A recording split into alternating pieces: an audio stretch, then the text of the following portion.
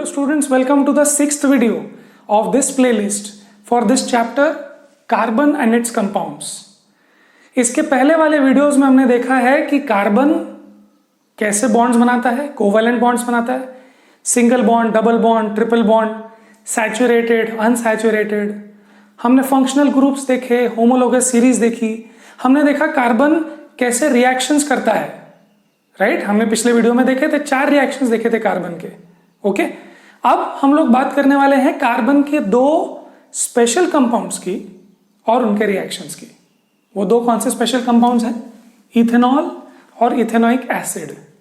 तो आप मुझे बता सकते हो कि ये कौन से फंक्शनल ग्रुप है? नाम से समझ में आता है, नाम से समझ में आता है अल्कोहल, ऑल, और ये तो नाम से ही समझ में आ जाता है carboxylic acid, oic acid. Okay, so ये 2 कंपाउंड्स जो है इथेनॉल और इथेनोइक एसिड, आप मुझे नाम से भी एक और चीज बता सकते हो कि इसके अंदर कितने कार्बन होंगे? कितने कार्बन होंगे? इसके अंदर होंगे इथेन, मतलब 2 कार्बन, और इसके अंदर भी 2 कार्बन. तो ये अल्कोहल और एसिड के 2 स्पेशल कंपाउंड्स की ही बात हो रही है. नहीं तो क्या कंपाउंड्स हो सकते हैं? प्रोपेनॉल हो सकता है, मिथेनॉल हो सकता है, ब्यूटेनॉल, वैसे ही ब्यूटेनोइक एसिड, पेंटेनोइक एसिड, बहुत सारी चीजें हो सकती हैं. बट हम लोग सिर्फ 2 कार्बन वाले एक कंपाउंड्स लेने वाले हैं, एक अल्कोहल में और एक एसिड, और उनके 2-3 रिएक्शंस देखेंगे. ओके, चलो शुरू करते हैं. Let's start with ethanol. Now ethanol, as you might have assumed or maybe guessed till now, इसमें 2 कार्बन्स तो है और OH ग्रुप है. अल्कोहल OH ग्रुप होता है. अगर आपको फंक्शनल ग्रुप्स की जानकारी नहीं है तो आप इसके पहले वाले वीडियोस देख लो जिसमें homologous series and functional groups की बात की है मैंने, या तो फिर आप अपने बुक में पढ़ लो या अपने नोट्स में पढ़ लो. तो ये जो OH ग्रुप है ये बताता है कि ये अल्कोहल है, और ये 2 कार्बन जो है वो बताता है कि वो इथ नाम है, ethanol. Okay, now interesting points are, ये इसकी फिजिकल प्रॉपर्टीज है. देखो, इसका मेल्टिंग पॉइंट है -117 डिग्री सेल्सियस. आपके बुक में इसको केल्विन में दिया हुआ है, यू कैन ऑब्वियसली चेक. ठीक है, आप देख लो, केल्विन से 273 माइनस करते हैं तो डिग्री सेल्सियस आ जाता है. Okay, so you can use this formula and find out the kelvin और डिग्री सेल्सियस. आपकी बुक में केल्विन दिया है, मैं आपको डिग्री सेल्सियस में दे रहा हूं. Okay, so melting point is -117 degree Celsius, मतलब कि it is colder than your fridge, it is colder than your ice cream, it is colder than places in Russia, Kashmir, जो भी, it's very cold. -117 degree Celsius पे वो melt हो गया है, मतलब वो इतने ठंडे टेम्परेचर पे भी वो लिक्विड बन चुका है. और अब बॉइल कब होता है? Boiling point 78 degree Celsius. इसका मतलब आप इसको गर्म करो इथेनॉल को, तो आपको 78 डिग्री सेल्सियस पे वो बॉइल होता हुआ दिखेगा. सो बेसिकली यहां से यहां तक वो लिक्विड ही होगा. यस और नो? सो देखो, यहां से यहां तक it is in the liquid state, इसलिए इसको बोलते हैं it is liquid at room temperature. मतलब आपने अगर घर पे रखा हुआ आपके इथेनॉल, तो वो रूम टेम्परेचर है. मतलब वो क्या टेम्परेचर होगा रूम का? आपके रूम का टेम्परेचर क्या होगा? कुछ 20, 30, 10, 15 जो भी होगा. So it's in the middle here, बीच में है. इसका मतलब ये होगा कि वो लिक्विड होगा रूम टेम्परेचर. ओके, अच्छा, अब इथेनॉल इज एन अल्कोहल. तो आपको लग रहा होगा कि अरे ये तो अल्कोहल है, ये वही अल्कोहल है क्या जिसको लोग पीते हैं? तो हाँ, ये वाला वही अल्कोहल है जिसको लोग पीते हैं. It's an active ingredient in alcoholic drinks. Okay, so when people से अल्कोहल कंजम्पशन, मतलब ये वाला. Propanol is also an alcohol, butanol is also an alcohol, methanol is also alcohol. But वो सब नहीं पीते. क्या पीते हैं? इथेनॉल पीते हैं लोग. Okay, it is also used as solvent in some medicines which are tincture iodine, cough syrups and tonics. इसको सॉल्वेंट के रूप में यूज करते हैं. सॉल्वेंट जैसे पानी एक सॉल्वेंट होता है, जब आप उसमें कुछ मिलाओ तो डिजोल्व हो जाता है, वैसे ही इसको आप एज अ सॉल्वेंट भी यूज करते हो, एज एन इंडस्ट्रियल सॉल्वेंट भी यूज करते हो, एज फ्यूएल भी यूज करते हो. ठीक है, वो हम देख लेंगे, इसके बाद मैं आपको कुछ लिख के दूंगा तो तब देखेंगे. So the point to be noted is कि it is in alcoholic drinks, it is also in your cough syrup. थोड़ा सा होता है जिससे आपको थोड़ा सा ड्राउजी लगता है, थोड़ा सा ऐसे नींद आ जाती है, because it has some alcohol in it.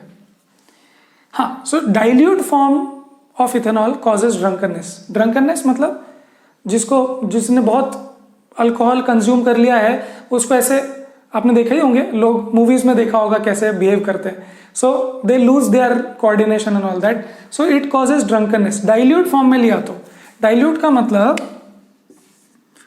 का मतलब इन वाटर। सो जो अल्कोहल लोग कंज्यूम करते हैं it is anyway diluted in water, है ना, कुछ 4%, 20%, 30% जो भी होगा, इट इज इन वाटर। मतलब सिर्फ 20% इथेनॉल है और बाकी वाटर है, या पूरे सोल्यूशन में सिर्फ 20% ही इथेनॉल है, सो बाकी वाटर है। सो इसका मतलब डाइल्यूट फॉर्म में लिया तो ड्रंकनेस हो सकता है। बट अगर कोई बोलता है कि नहीं मुझे तो बहुत ज्यादा ही पीना है और वो प्योर फॉर्म पी लेगा, तो उसको डेथ भी हो सकती है, लीथल हो सकता है, it can cause death.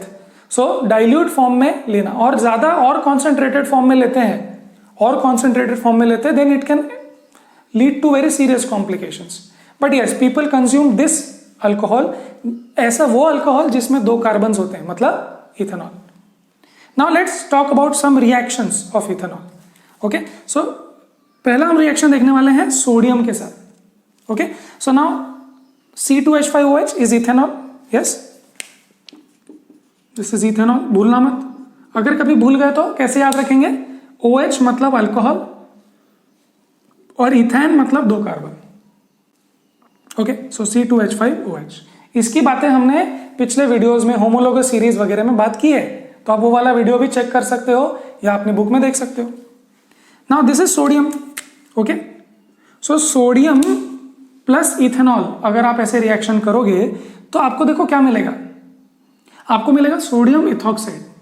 So let's visualise this reaction. Okay, now see, ये देखो C2H5OH की जगह Na आ गया, मतलब इस Na ने इस H की जगह ले ली है ना। So basically it was like H was sitting here, sodium आया और उसने हाइड्रोजन को किक आउट करके वो वाली जगह ले ली, right. So this became sodium, देखो सोडियम इथ मतलब 2 carbons, sodium eth oxide, oxide मतलब ऑक्सीजन वाला कुछ, क्लियर। सो फिर से एक बार, सोडियम ने इथेनॉल में जो H की हाइड्रोजन की जगह है, कौन सी हाइड्रोजन की, OH वाला हाइड्रोजन, ये वाले हाइड्रोजन नहीं, OH वाला हाइड्रोजन की जगह ले ली, मतलब उसको हटा दिया और ये बना दिया। तो अब ये जो H निकला वो H निकला और हाइड्रोजन गैस से रिलीज हो गया। ओके, सो उस रूप में वो रिलीज हो गया, बट ये इक्वेशन बैलेंस्ड नहीं है। अगर आप चेक करो, देखो यहां पे मैंने एक ही हाइड्रोजन को निकाला है, तो ये 2 हाइड्रोजन कैसे आ गए। So you have to balance this equation. चलो करेंगे बैलेंस, कोई प्रॉब्लम नहीं। चलो now see, I need 2 hydrogen to be kicked out, so I will have to have 2। Now if I have 4 carbons, I will have to make 4 carbons here as well, है ना, क्योंकि carbon तो इसी compound में है। But जब मैंने ये 2 किया तो Na भी 2 हो गया, तो अभी हो गया। Okay, now I think it is all balanced. Check कर सकते हो आप, 2 कार्बन, सॉरी 4 कार्बन, 4 कार्बन, बाकी हाइड्रोजन वगैरह भी आप चेक कर सकते हो। यहाँ कितने हाइड्रोजन है, 10, एंड ये हो गया 12, तो यहाँ पे 10 और 12, ठीक है। So I think this is all balanced. The point to be noted here is that sodium ने अल्कोहल के OH की जगह ले ली और ये बन गया sodium ethoxide, sodium ethoxide, clear है, and hydrogen gas is release. So this is the reaction with sodium. अब ऐसा क्यों हुआ, आप सोचेंगे, देखो कोई भी रिएक्शन में अगर कोई, जैसे इसने इसको रिप्लेस कर दिया, तो आप ये बोलेंगे कि ये इससे ये ज्यादा रिएक्टिव था, sodium was more reactive than hydrogen, इसलिए सोडियम ने वो जगह ले ली, बस। तो ऐसा है, सोडियम इज अ वेरी क्या बोलते हैं, very enthusiastic electron giver, electron देने के लिए फुल रेडी रहता है वो सोडियम। और ऑक्सीजन आपको पता अगर होगा, या आप आने वाले जो नेक्स्ट चैप्टर है पीरियोडिक क्लासिफिकेशन, उसमें आप समझेंगे ऑक्सीजन इज वेरी क्या बोलते हैं, एंथुजियास्टिक टू टेक इलेक्ट्रॉन्स। सो ये देने के लिए तैयार है और ये लेने के लिए तैयार है इलेक्ट्रॉन्स। सो क्या हो जाता है कि ये सोडियम बोलता है कि मैं तेरे को इलेक्ट्रॉन दे दूंगा, पूरा दे दूंगा, तो ऑक्सीजन बोलता है ठीक है मैं तेरे साथ दोस्ती कर लेता हूं, हाइड्रोजन को बाहर निकालो। Okay, so that is how you can visualise the reaction if you want. Okay चलो अब आगे बढ़ते हैं. Let's look at the second reaction. This is called the dehydration reaction. Dehydration reaction. Dehydration का मतलब क्या? आपने मेडिकल टर्म्स में सुना होगा. डिहाइड्रेशन मतलब कि पानी निकल जाना, पानी का लॉस होना. ओके अब देखो यहां पर क्या हुआ है, डिहाइड्रेशन हो गया है इसका. So what you have is very simple. सिर्फ अल्कोहल लो, इथेनॉल,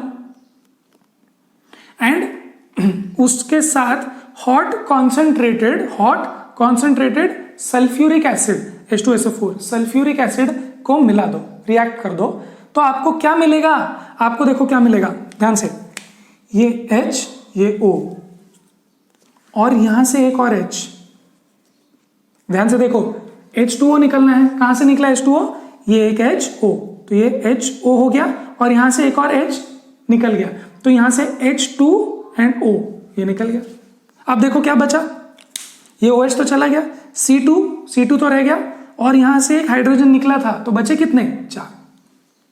क्लियर है? इसका मतलब इथेनॉल में से अगर आप डिहाइड्रेट कर दो उसको, या उसमें से पानी का मॉलिक्यूल निकाल लो, तो यहां से H2O निकल जाता है, तो बचता है ये. Can you tell me what this compound is? Can you tell me? This is called eth है. ओके अब अगर कोई फंक्शनल ग्रुप नहीं है तो आप उसको सीधा नाम दे दोगे ethane, ethene, depending on single bond और डबल बॉन्ड. तो अब देखते हैं, इसको ड्रॉ करते हैं यहां पे जल्दी से. C. ओके अब कार्बन की कितनी वैलेंसी हो चुकी है? इसकी एक हो चुकी है, मतलब 1 2 3. इसकी भी एक हो चुकी है, मतलब 1 2 3, है ना. कार्बन की 4 वैलेंसी है, चारों बॉन्ड्स पूरे होने चाहिए. But you have only 4 hydrogen, तो 2 हाइड्रोजन इसको, 2 हाइड्रोजन इसको. अब हाइड्रोजन नहीं है, सो कार्बन कैसे खुश होगा? कार्बन डबल बॉन्ड बन के खुश हो जाएगा. सो ये क्या है? C2H4. Is this unsaturated? पिछले वीडियो में भी हमने बात की थी. अनसैचुरेटेड मतलब जिसमें डबल बॉन्ड और ट्रिपल बॉन्ड है, जहां पर हाइड्रोजन पूरा नहीं है, कुछ मिसिंग है, और हाइड्रोजन आ सकता है, एडिशन रिएक्शन हो सकता है, हाइड्रोजनेशन हो सकता है. सो ये है ईथ. और मुझे बताओ डबल बॉन्ड का नाम क्या होता है? Ethene, alkyne. क्लियर है? सो ये क्या हो गया, ध्यान से देखना. आपने सिर्फ अल्कोहल को लिया, इथेनॉल को लिया, हॉट कॉन्सेंट्रेटेड H2SO4 मत भूलना, और बस यहां से H2O निकाल दिया, तो H2O निकल गया, और जो बचा वो था ethene. So dehydration reaction gives unsaturated hydrocarbon. Clear है? Now here hot concentrated H2SO4 is called what kind of agent? मुझे बताओ. hot concentrated H2SO4 क्या कर रहा है यहां पे? ये रिएक्शन में क्या कर रहा है? वो डिहाइड्रेट कर रहा है ना. सो इसको बोलेंगे डिहाइड्रेटिंग एजेंट. सो यहां पर हॉट कॉन्सेंट्रेटेड मतलब बहुत ज्यादा मात्रा में, नॉट वेरी डाइल्यूट, बहुत पानी नहीं मिला दिया, वेरी कॉन्सेंट्रेटेड, उसको हम लोग यहां डिहाइड्रेटिंग एजेंट बोल रहे हैं, बिकॉज उसने इसको डिहाइड्रेट कर दिया. क्लियर है? यस. सो इथेनॉल के बारे में ये कुछ था, और ये उसके कुछ रिएक्शंस थे. अभी मैं इसको हटा देता हूं, और इसके कुछ मोर टू नो वाले टॉपिक्स के बारे में बात करेंगे, जैसे कि ये कहां कहां यूज होता है, क्या चीज इसकी लीथल हो सकती है, इसको फ्यूल की तरह कैसे यूज कर सकते हैं, वो सब चीजें थोड़ी सी मोर टू नो वगैरह वाली है. तो चलो मैं इसको हटा देता हूं, और मिलते हैं नेक्स्ट स्लाइड में जहां वो सब लिखा हुआ होगा. ओके. सो इथेनॉल के बारे में ये कुछ और बातें हम लोग अभी करने वाले हैं, जो आपके बुक में मोर टू नो या डू यू नो वाले सेक्शन में दिया हुआ है, जो कि बहुत इंपॉर्टेंट भी है, इसलिए डिस्कस करते हैं. सो इथेनॉल को अगर लार्ज क्वांटिटीज में कोई कंज्यूम करता है, जैसे बहुत लोग अल्कोहल कंज्यूम कर लेते हैं, बहुत पी लेते हैं, तो इससे क्या होता है? देखो, it slows metabolic process. Metabolic process मतलब जिससे food digestion, food burning, all those thing, basically energy बनना सब स्लो डाउन हो जाता है. Metabolism, okay, that slows down. इससे CNS मतलब सेंट्रल नर्वस सिस्टम, CNS मतलब सेंट्रल नर्वस सिस्टम. ना ये सब तो आप लाइफ प्रोसेसेस में वगैरह आप पढ़ोगे कि सेंट्रल नर्वस सिस्टम का क्या काम है, कंट्रोल एंड कोऑर्डिनेशन का काम है. अगर आप किसी चीज को टच करो और वो गर्म है तो हाथ निकालते आना चाहिए, you know that saves your life. But अगर आपके सेंट्रल नर्वस सिस्टम ही डिप्रेस हो चुका है, मतलब डाउन हो चुका है, और आपने किसी गर्म चीज को टच किया तो आपको समझ में ही नहीं आएगा कि हाथ पीछे लेना है, आपका हाथ जल जाएगा। Okay, so this can cause serious problems, depresses central nervous system which results in lack of coordination. कुछ समझ में नहीं आता है ना। आपने देखा होगा जो लोग बहुत पी लेते हैं वो चल भी नहीं पाते, हाथ पांव ढंग से रख भी नहीं पाते। हम कैसे सीधे चलते हैं, आपको किसी ने बोला सीधे चलो तो आपको तुरंत समझता है सीधे चलो, बट इन लोगों को बिल्कुल समझता नहीं है, because they are confused, drowsy हो जाते हैं ये लोग। ओके, जो बहुत पी लेते हैं। Methanol on the other hand, देखो मीथेनॉल इज लीथल। मीथेनॉल नहीं पी सकते आप, इथेनॉल पी सकते हो थोड़ा बहुत, ज्यादा पिया तो ये प्रॉब्लम है, बट मीथेनॉल पिया थोड़ा भी तो वो लीथल है। ओके, क्या, क्यों? Because it forms methanol, it forms methanol. देखो ये क्या है, ये है अल्कोहल, और ये क्या है, अल्डिहाइड, राइट। मीथेनॉल याद करो, होमोलोगस सीरीज फंक्शनल ग्रुप्स, उसमें हमने बात की थी अल्डिहाइड्स की। सो अल्डिहाइड बन जाता है, forms methanol, forms methanol. Clear है, राइट? ओके, सो मीथेनॉल बन जाता है in liver which coagulates the protoplasm. Coagulates मतलब जैसे अगर आप किसी अंडे को बॉईल करते हो तो आपके अंदर, वो अंडे के अंदर कैसे, अंडा otherwise it's very fluid, but उसके अंदर अगर आप बॉईल करते हो उसको तो उसके बाद आप देखते हो वो कोआगुलेट हो गया, विच इज नॉट फ्लूइड। सो आपके सेल में जो प्रोटोप्लाज्म है, जहां पर सब कुछ मूवमेंट्स होती है, वो कोआगुलेट हो जाता है, ऐसे जम जाता है, वो फ्रीज जैसा हो जाता है। तो अगर वो फ्रीज जैसा हो गया तो द सेल विल डाई, और ऐसे करके बहुत सारे cells will die. So methanol पीना is definitely lethal, it can also cause blindness. So methanol तो is a strict no no. Okay, ethanol is a very important industrial solvent, जिसमें हम लोगों को दिखे कि ये मिथेनॉल है, इथेनॉल है, और हम नहीं चाहते कि लोग वो पिए, तो हम लोग क्या करते हैं, उसमें ब्लू कलर का डाई डाल देते हैं, जो कुछ रिएक्ट नहीं करता, उसको डीनेचर्ड अल्कोहल भी बोलते हैं। बट इथेनॉल इंडस्ट्रियल सॉल्वेंट, मतलब इंडस्ट्री में यूज होता है, तो उसको ब्लू डाई डाल के रख देते हैं, और उसमें मीथेनॉल भी डाल देते हैं, जिससे कि लोग समझ जाए कि इसको मत पियो, दिस इज इथेनॉल। ठीक है, लोग पीना चाहेंगे पी सकते हैं, बट मीथेनॉल उसमें मिक्स्ड है। सो वो एक साइन है ब्लू कलर से कि आप उसको मत पियो, मत कंज्यूम करो। Okay, and one more very very important use which is coming up very recently is ethanol can be produced in this process. कैसे? sugarcane juice basically it contains carbon, है ना। finally it's glucose, sucrose, everything contains carbon. so इसको हम molasses नाम की एक चीज बनाने में यूज करते हैं, sugarcane juice को, और फिर वो मोलासिस नाम की चीज बन गई तो उसको हम लोग फर्मेंट करते हैं, fermentation in presence of organisms. जब उसको फर्मेंट करते हैं तो वो अल्कोहल बनता है। Now this alcohol can be used as additive to petrol. मतलब जो पेट्रोल है, बेसिकली पेट्रोल क्या है, it's a carbon based compound, organic compound.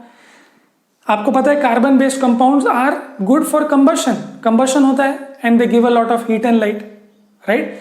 वैसे ही alcohol is also carbon based compound. हमने देखा था कंबशन के बारे में, ethanol, methanol, they can all burn to give a lot of heat and light, right?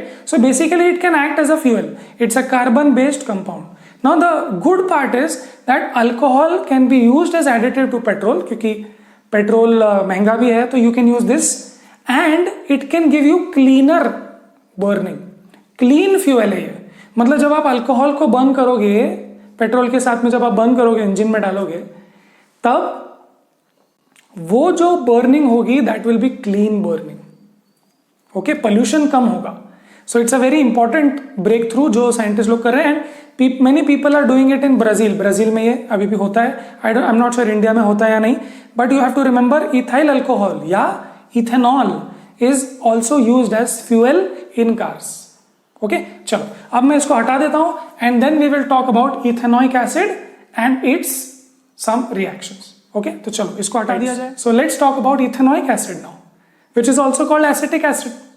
Acetic acid शायद आपने ये जनरली सुना होगा या फिर आपने एक जरूर सुना होगा कि 5 और 8% एसिटिक एसिड सोल्यूशन जो होता है वाटर में उसको विनेगर बोलते हैं। तो आपने विनेगर तो सुना ही होगा, विनेगर आपके घर में हो सकता है। It is used as a preservative, pickles वगैरह में उसको प्रिजर्वेटिव की तरह यूज करते हैं। It's an acid. नाउ ये देखो ये फॉर्मूला है, इसमें 2 कार्बन है इसलिए इसका नाम ईथ है, इथेन। और बिकॉज ये OOH वाला ग्रुप है, COOH वाला ग्रुप, इसलिए उसको ओइक एसिड बोल रहे हैं, इथेन ओइक एसिड। इसका मेल्टिंग पॉइंट और बॉइलिंग पॉइंट बड़ा इंटरेस्टिंग है। मेल्टिंग पॉइंट 17 डिग्री सेल्सियस का मतलब ये हुआ कि वो अगर 17 से कम टेम्परेचर रहा अगर आपके रूम में, इसका मतलब वो सॉलिडिफाई हो जाएगा। मेल्ट होता है ना 17 में, इसका मतलब सॉलिड से लिक्विड जाता है। तो इसका मतलब अगर 10-15 डिग्री सेल्सियस होगा अगर आपके रूम में या फिर उसके आसपास, तो it will definitely freeze. So it is also called glacial acetic acid. Why? Because it freezes during winter, है ना। 17 से अगर कम टेम्परेचर रहेगा तो it will freeze. Okay next, it's a weaker acid. Its acidity, its pH level, अगर आप litmus paper से वगैरह चेक करो तो आपको पता चलेगा कि इसका एसिडिटी थोड़ा सा कम है, इसका स्ट्रेंथ, एसिडिक स्ट्रेंथ कम है इस HCl और H2SO4 से कंपेयर किया तो। Why does that happen? Is because HCl में से जो H+ आयन जो डिसोसिएट होता है या फिर इधर से जो H+ आयन डिसोसिएट होता है उससे एसिड की स्ट्रेंथ डिसाइड होती है। तो यहां पे इनका डिसोसिएशन बहुत ज्यादा है, प्लस यहां से ये जो H का डिसोसिएशन है वो थोड़ा सा कम है, तो इसीलिए ये वीकर एसिड है। ये दोनों मिनरल एसिड्स बोलते हैं, स्ट्रॉन्गर है। और ये कैसा एसिड है? कार्बोक्सिलिक एसिड, कार्बन वाले एसिड है ना, ये यहां कार्बन तो नहीं है। So these are mineral acids and these are carboxylic acid. Clear है? तो ये थे कुछ बेसिक्स। अब देखते हैं इसके कुछ रिएक्शंस। ओके 2 यहां लिखे हैं, तीसरा मैं लिख दूंगा। पहला है बहुत इंटरेस्टिंग, एस्टेरिफिकेशन। एस्टेरिफिकेशन का मतलब है कि एस्टर बन रहा है, ester. Now ester is also functional group, जैसे कीटोन है, अल्डिहाइड है, अल्कोहल एंड एसिड है, वैसे ही एस्टर भी एक फंक्शनल ग्रुप है जो हमने नहीं पढ़ा है। बट यहां पर देखो, esters are sweet smelling. Ester एक ऐसे कंपाउंड्स का ग्रुप है, ऐसा फंक्शनल ग्रुप है जो स्मेल स्वीट आती है, जो इसलिए उसको परफ्यूम्स में और फ्लेवरिंग एजेंट्स वगैरह में यूज करते हैं। जैसे कुछ आर्टिफिशियल चीजें होती है ना, फ्लेवरिंग एजेंट्स वैसे, तो इसलिए यूज करते हैं उसको because it's sweet smelling. Now ester होता क्या है, तो आप ध्यान दो, एस्टर ये ग्रुप होता है, ये देखो COO इस तरीके से, और आप उसको ऐसे लिख सकते हो COO। ओके चलो, so now let's see this reaction of this acetic acid and ethanol, ethanoic acid and ethanol. अगर आप इसको एसिड के प्रेजेंस में इसको रिएक्ट करो तो आपको देखो क्या मिलेगा, आपको दिखेगा कि H2O अलग हो गया है। अब देखो H2 कहां से निकला है, तो थोड़ा सा ध्यान से इसको देखो, तो यहां से क्या होता है, यहां से H निकलता है और यहां से OH निकलता है। यहां से H निकला, यहां से OH निकला, तो H और OH मतलब H2O बन गया, और बचा क्या, C2H5O, C2H5O, और यहां से बचा CH3CO, CH3CO। तो ये समझ में आ गया आपको? तो मैं इसको एक अच्छे से ड्रॉ करके दिखाता हूं। मैं इसको उल्टा लिखता हूं, I hope you don't mind. देखो ऐसे लिखता हूं मैं, ऐसे लिखता हूं, ओके। या फिर आप चाहो तो इसको H5C2 ऐसे भी लिख सकते हो, H5C2, ओके। तो चलो मैं इसको ऐसे लिखता हूं, C2H5, ये OH की जगह यहां पर HO लिख देता हूं। क्यों? बिकॉज मुझे एक रिएक्शन दिखाना है। अब देखो यहां से निकलेगा H और यहां से निकलेगा OH। अब बिल्कुल ही क्लियर हो गया। देखो यहां से OH निकला, यहां से H निकला, बचा क्या, C2H5O, C2H5O, है ना। और यहां से क्या निकला, CH3CO, CH3CO। तो देखो ये आया अल्कोहल से और ये आया एसिड से। This is from acid this is from alcohol. समझ में आ गया? अब ये जो कंपाउंड है CH3COO C2H5, इसको आप बोलेंगे एस्टर। ओके, इसके नाम है कुछ कुछ, आप नाम दे सकते हो, बट अभी हम लोग वो नाम नहीं पढ़ते, नॉमेनक्लेचर हम इसका नहीं पढ़ते। ओके, बस आपको याद रखना है कि क्या बना और कैसे बना। फिर से ध्यान से, इथेनोइक एसिड एंड इथेनॉल को मिक्स किया तो इथेनॉल से H निकलेगा, इथेनोइक एसिड से OH निकलेगा और ये HOH H2 बन जाएंगे। याद रखना, एस्टर के साथ पानी भी निकलता है, इतना याद रखेंगे तो काम हो जाए। सो CH3CO और यहां से C2H5O। क्लियर है? C2H5O या CH3। अगर आप सोच रहे हैं ये डबल बॉन्ड कैसे आया, तो आप इसके पहले वाले वीडियोस देखो जिसमें आपको समझ में आएगा कि अल्कोहल को लिखते, एसिटिक एसिड, सॉरी एसिड्स को कैसे लिखते हैं। एसिड्स को ऐसे लिखते हैं ना, COOH ऐसे लिखते हैं ना, ये एसिड ग्रुप है, कार्बोक्सिलिक एसिड, राइट। तो इसलिए ये डबल बॉन्ड यहां से आया है। क्लियर? तो अगर आपको उसमें डाउट है तो आप वो जरूर वो वीडियो चेक करो, आपको सब समझ में आ जाएगा। चलो, सो दैट इज वन रिएक्शन। क्या रिएक्शन है? एस्टेरिफिकेशन। चलो, अब इसको मैं हटा दूं और अब मुझे लिखना है नेक्स्ट इसका रिवर्स रिएक्शन। इसको बोलते हैं सेपोनिफिकेशन। सेपोनिफिकेशन मतलब soap banana, used in soap, used in soap preparation. Soap preparation में ये यूज होता है, देखते हैं कैसे। अब क्या करेंगे आप, NaOH एक बेस के साथ इस एस्टर को यूज करेंगे। ओके, तो ये एस्टर है ना, इसको यूज करेंगे तो हमको देखो क्या मिलता है, क्या मिलेगा बताओ।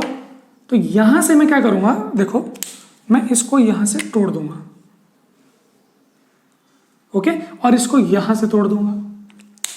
क्लियर? अब देखो आप ही बताओ कैसे बना। CH3COONA प्लस प्लस क्या बच गया, C2H5OH। बराबर लिख रहा हूं, देखो CH3COONA एंड C2H5OH। क्लियर है? सो क्या बन गया यहां पे, क्या बन गया देखो, सोडियम एसीटेट, इसको बोलते हैं सोडियम। सोडियम एसिटिक एसिड था ना, तो acetate. Okay, now this is the component of soap. Soap क्या होता है? Soaps are sodium and potassium salts of hydrocarbon chain, बड़े बड़े चेन का sodium and potassium salt. Clear है? क्लियर है? सो देखो एस्टर को यूज किया और आपने यहां पर बेस मिलाया, सो Na इसको मिल गया, सोडियम एसीटेट बन गया, याद रखो, और जो बच गया वो अल्कोहल बन गया।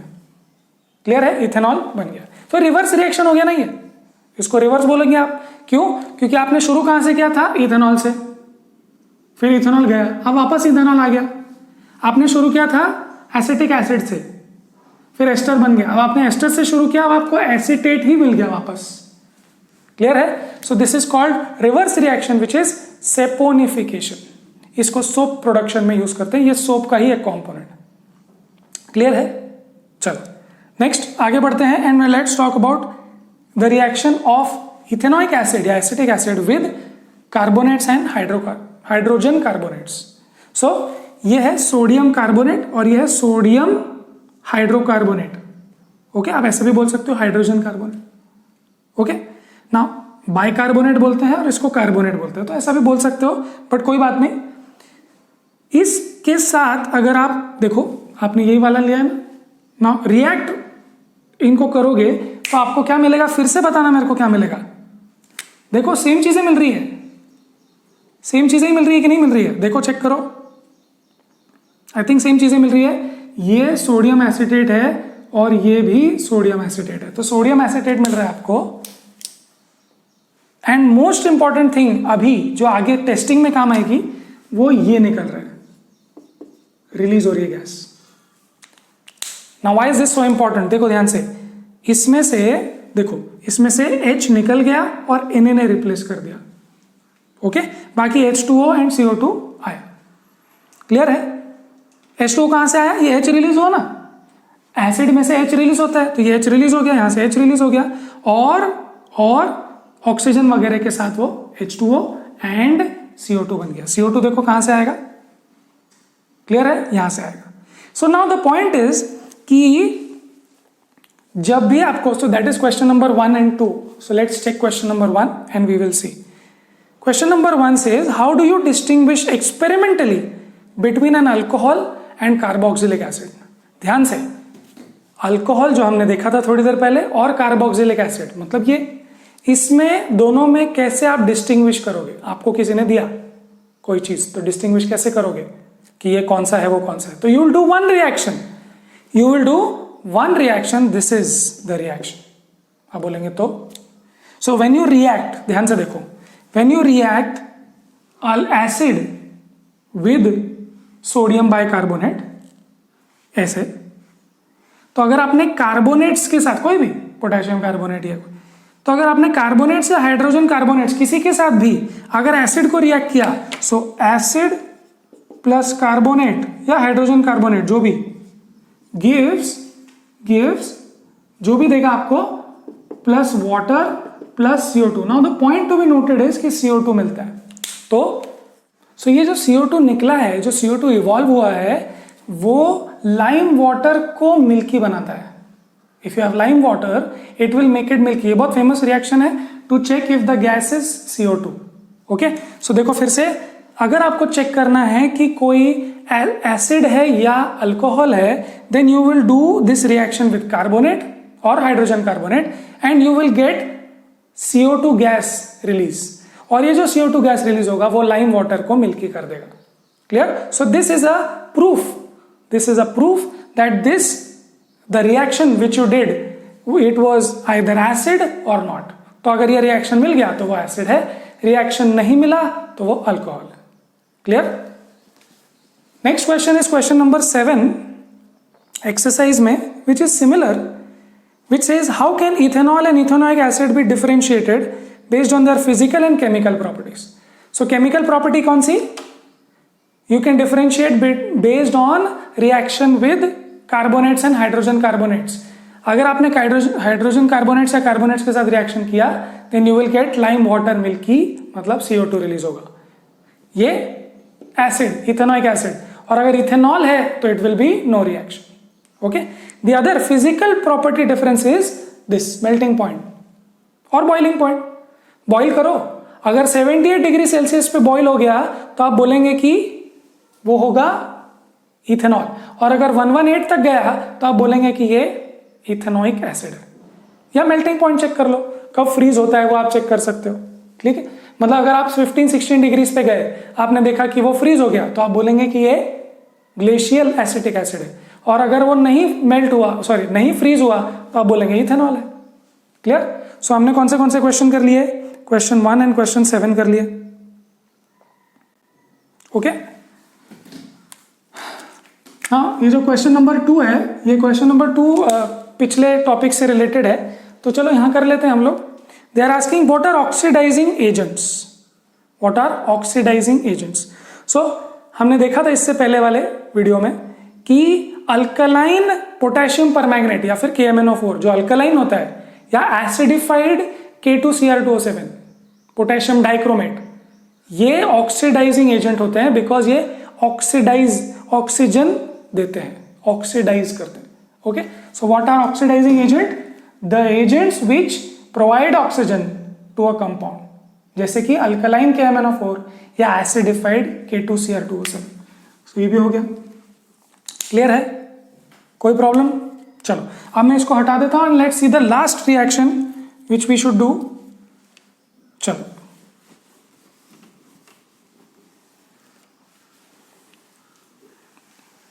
okay, the last reaction is reaction with base,